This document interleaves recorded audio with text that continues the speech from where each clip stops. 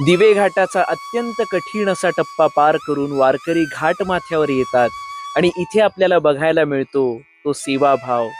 हा सेवाभाव म्हणजे एक प्रकारे पुण्यकर्मच. वारकऱ्यांची सेवा करण्याची ही प्रेरणा यांना मिळते तरी कुठून? चला बघूया. ही सेवा करण्याची प्रेरणा तुम्हाला कुठून मिळाली? आम्ही चिंचवडला राहतो. 1 वर्ष आकुर्डी ते पिंपरी आपण पायी चालून यांच्याबरोबर जावं असं वाटलं आणि तेवढ्या पायी 10 किलोमीटरमध्ये आमचे पाय प्रचंड दुखले. आम्ही तरुण असू त्यावेळेस. आणि मग ह्या वारकऱ्यांची 300 किलोमीटर झाल्यावर काय होत असेल ही कल्पना आली मनामध्ये. आणि मग काय केलं पाहिजे, तर आमची संस्था आहे ना, महाराष्ट्र राज्य व्यवसाय शिक्षण मंडळ मसाज थेरपी कोर्स चालवते. आमच्याकडे 100 कार्यकर्ते होते. तर आम्हाला की यार यांच्या पायाची आपण मसाज केली तर किती छान वाटेल.